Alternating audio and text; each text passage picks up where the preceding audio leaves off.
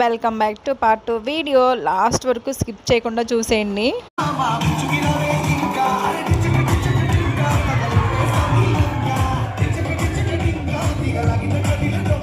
రవి గారు రాగానే అరుపులు కేకలతో సెట్ అంతా ఊగిపోయింది అనుకోండి. అసలే మన వైజాగ్ వాళ్ళు మామూలుగా గోల చేయరు. ఏ మాటకు ఆ మాట చెప్పుకోవాలి, కానీ రవి గారికి ఉన్న క్రేజ్ మామూలుగా అయితే లేదు. ఇంకా సెట్ అంతా మారు మోగిపోయింది అనుకోండి గోలకి.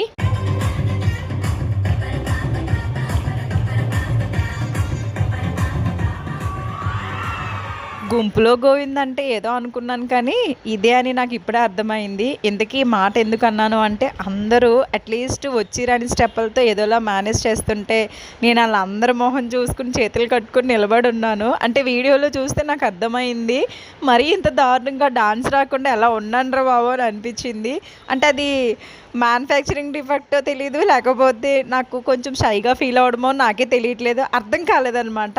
ఎప్పుడు ట్రై చేద్దామన్నా సరే ఎక్కడో తెలియని ఒక సిగ్గు, అంటే అందరు నన్నే చూస్తున్నారు నేర్చుకుంటే అనే ఆ షై ఫీలింగ్ అయితే మాత్రం నాకు ఇప్పటికీ బాగలేదు. మొత్తానికి ఆడవాళ్ళు మీకు జోహార్లు ప్రోగ్రామ్కి రావడం అయితే వచ్చేసాను, కానీ ఇక్కడికి వచ్చిన తర్వాత ఎంతో కొంచెమైనా సరే డాన్స్ రావాలని అప్పుడు అర్థమైంది. సరే సర్లే, ఎన్నెన్నో అనుకుంటాం, అన్ని జరుగుతాయి ఏమిటి.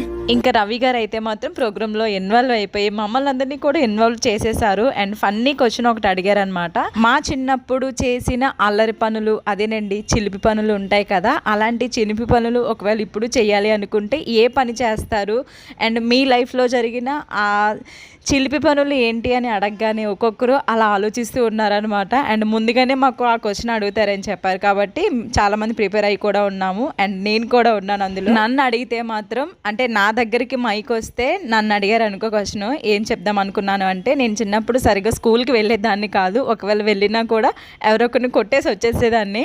అండ్ ఆ రోజు ఈవినింగ్ వాళ్ళ పేరెంట్స్ని తీసుకుని ఇంటికి వస్తున్నారని తెలియగానే ముందే నేను ఏడ్చేసి లేదా నిద్రపోయేదాన్ని. ఇంకా వాళ్ళు వచ్చి మా అమ్మ నాన్న వాళ్ళతో అడిగేసి వెళ్ళిపోయేవాళ్ళు. అండ్ అలాంటి ఛాన్స్ వస్తే మాత్రం మళ్ళీ నా ఫ్రెండ్స్ నేను కొట్టడానికి రెడీగా ఉన్నాను.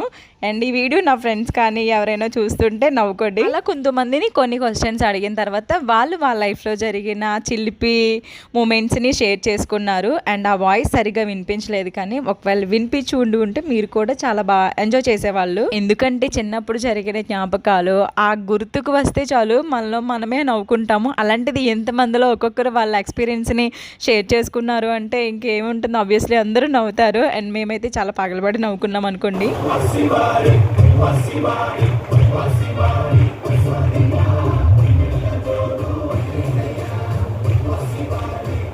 ఫస్ట్ టైం నాకైతే మాత్రం ఇలా ఒక షూటింగ్ జరుగుతున్నప్పుడు ఆ షోలో నేను పార్టిసిపేట్ చేయడం అనేది హ్యాపీ అండ్ ప్రౌడ్ మూమెంట్ అనే చెప్తాను. ఎందుకంటే ప్రతి ఒక్కరి లైఫ్లో ఇలా ఒక బుల్లి తెర స్క్రీన్ కానీ లేకపోతే వెండి తెర స్క్రీన్ మీద కానీ కనిపించాలని అందరికీ ఉంటుంది. అండ్ నేను నా ఓన్గా నా సెల్ఫ్ ఎంప్లాయ్మెంట్కి లేకపోతే నా సెల్ఫ్ సాటిస్ఫాక్షన్ కోసం స్టార్ట్ చేసుకున్న ఈ యూట్యూబ్ అండ్ ఇన్స్టానే నన్ను ఈరోజు ఎంతవరకు తీసుకొచ్చిందని నేను నమ్ముతాను.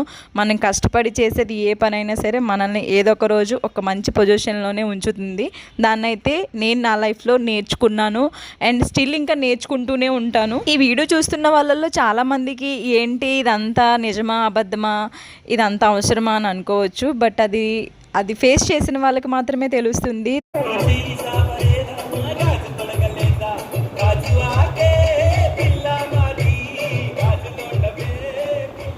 ఫస్ట్ రౌండ్ అయితే స్టార్ట్ చేసేసారు. అండ్ డాన్స్ ఎవరైతే బాగా చేస్తారో వాళ్ళని సెలెక్ట్ చేశారు కాబట్టి ఆ 6 మెంబర్స్ ఇప్పుడు డాన్స్ పర్ఫార్మెన్స్తో ముందుకు వచ్చేసారు.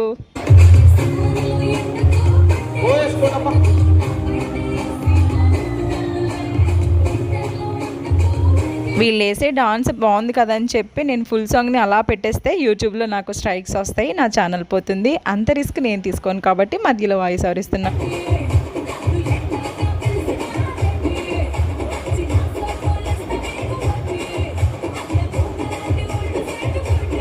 ఎందుకు ఇదంతా ఒకే వీడియోలో అప్లోడ్ చేసేయచ్చు కదా అని చెప్పేసి మొన్న ఒకరు అడిగారు. అండ్ ఒకే వీడియోలో అప్లోడ్ చేస్తే బోర్ కొడుతుంది అండ్ ఎంత లెంత్ వీడియో అని చెప్పి చాలామంది వీడియోని చూడకుండా స్కిప్ చేసే ఛాన్సెస్ ఉంటాయి. అందుకే పార్ట్ 1 పార్ట్ 2 అండ్ పార్ట్ 3 కూడా నేను అప్లోడ్ చేస్తున్నాను 10 మినిట్స్ గ్యాప్లో. ఏ మాటకి ఆ మాట చెప్పుకోవాలి కానీ అంటే రవి గారు అయితే మాత్రం స్పాంటనియస్గా ఆ మాటలు, ఆ జోకులు, ఆ సెటైర్లు అండ్ ఇవన్నీ ఎలా వస్తాయి ఏంటో తెలియదు కానీ అలా ఇంకా దించేస్తారు అంతే, ముందే స్క్రిప్టెడ్గా అన్నట్టు అనిపిస్తుంది.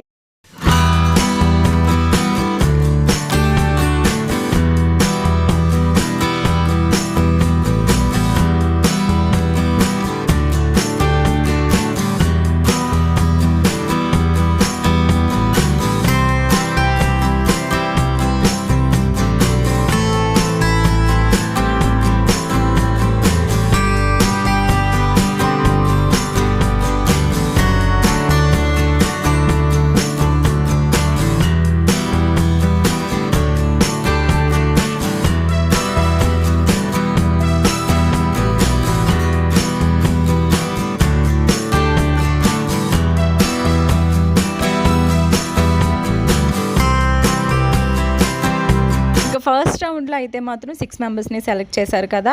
సో వాళ్ళందరికీ ఇప్పుడు ఒక గేమ్ అయితే కండక్ట్ చేస్తున్నారు. కళ్ళకి గంతలు కట్టేసి అండ్ ఆపోజిట్ పర్సన్కి కూడా తనకి కళ్ళకి గంతలు పట్టేసి ఒక వస్తువుని వాళ్ళ చేతికి ఇచ్చి వాళ్ళు మైక్లో ఇంకొకరు వాళ్ళకి ఎగ్జాంపుల్గా ఆ వస్తువు పేరు చెప్పకుండా చెప్తే వాళ్ళు ఆ నేమ్ గెస్ చేసి చెప్పాలన్నమాట.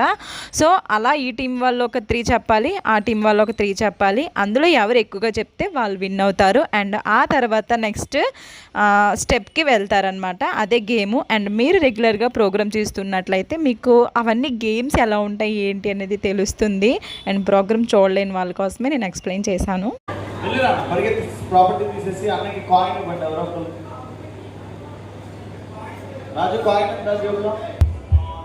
మనం టీవీలో ఏదైనా ఒక ప్రోగ్రామ్ చూసి ఎంత నవ్వుకుంటామో ఆ షూట్ చేసేటప్పుడు ఎంత కష్టపడతారో నాకు ఆ రోజు అక్కడ జరిగిన షూటింగ్ చూస్తే అర్థమైంది. ఎందుకంటే అంతమంది కష్టపడితే కానీ అవుట్పుట్ అంత బాగా రాదని, ఎంతమంది ఎంత ఎఫర్ట్స్ పెట్టారో ఆ రోజు నేను క్లియర్గా చూసి దేవుడా రోజు వీళ్ళు ఇంత కష్టపడతారా అని నాకు అనిపించింది అనమాట.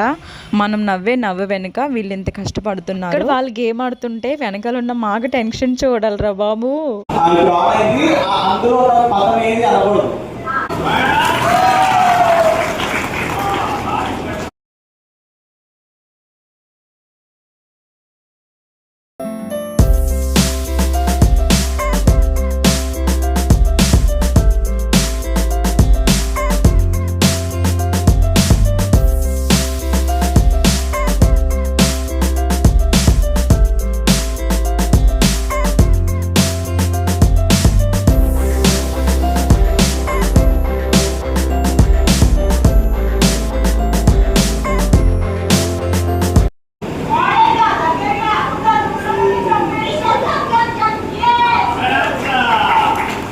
యాక్చువల్లీ అక్కడ మాట్లాడిన మాటలన్నీ వీడియోలో రికార్డ్ అయితే బాగున్నాను. అప్పుడు నేను వాయిస్ ఓవర్ ఇవ్వకుండా అలానే పోస్ట్ చేద్దాను కొంచెం వరకు. కాకపోతే నా ఫ్రెండ్ ఏం చేసిందంటే వీడియో తీసినప్పుడు ఒక పెద్ద ఫ్యాన్ ఉందన్నమాట సెట్లో. ఆ ఫ్యాన్ దగ్గర కూర్చుంది వీడియో తీస్తూ. ఆ ఫ్యాన్ సౌండ్కి అక్కడ మేము మాట్లాడిన కొన్ని మాటల వరకు అయితే అస్సలు వినిపించలేదు. లేకపోతే మీరు కూడా చక్కగా నవ్వుకుందనేమో. ఎందుకంటే ఇక్కడ ఇద్దరు కళ్ళగంతలు కట్టేసి ఆ వస్తువుని గెస్ చేస్తూ చెప్పే ప్రాసెస్లో కొన్ని వర్డ్స్ వచ్చినప్పుడు చాలా నవ్వు వస్తుంది అనమాట. అది అక్కడ ఫీల్ అయితేనే తెలుస్తుంది అబ్బా ఇలా వీడియోలో చెప్పడం కంటే. అక్కడ టీం వాళ్ళు ఎవరిని బయటికి చెప్పొద్దు, మీకు తెలిస్తే కనుక మీరు కామ్గా ఉండండి అని ఎప్పటికప్పుడు అలా మానిటర్ చేస్తూనే ఉన్నారు. ఎందుకంటే వెనక నుంచి మేము చెప్పేసామనుకో వాళ్ళు గెస్ట్ చేయకుండానే అసలు గేమే ఉండదు కదా, సో సింపుల్గా చెప్పేస్తారని చెప్పి వాళ్ళు ఎప్పటికప్పుడు మైక్లో అలా చెప్తూనే ఉంటున్నారు. గేమ్లో పార్టిసిపేట్ చేసిన మేమందరం కూడా ఆ టీం వాళ్ళు ఎలా చెప్తే అలానే చాలా డిసిప్లైన్గా గేమ్ అయితే కంప్లీట్ చేసేసుకున్నాము. అండ్ ఈ ఎపిసోడ్ సక్సెస్ఫుల్గా షూటింగ్ జరిగిందనమాట.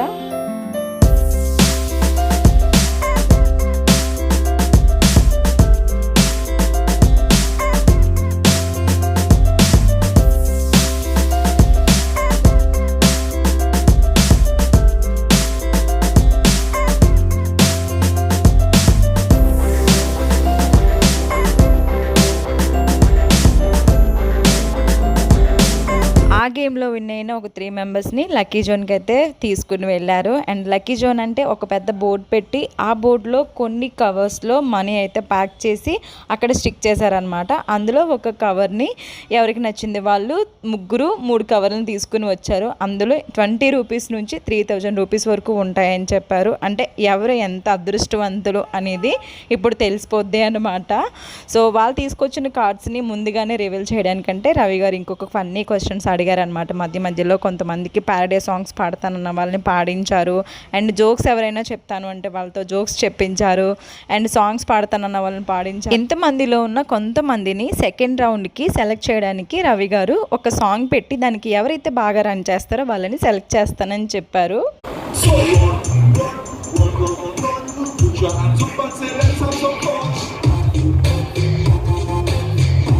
సెకండ్ రౌండ్లో ఆడాలి అంటే బాగా కొంచెం రన్నింగ్ చేసే వాళ్ళు అయి ఉండాలి, కొంచెం ఫిజికల్గా ఫిట్గా ఉండే వాళ్ళు అయి ఉండాలి అని చెప్పి ఒక సాంగ్ పెట్టి దానికి రన్నింగ్ చేయమని చెప్పారనమాట మనం ఉన్న ప్లేస్లోనే.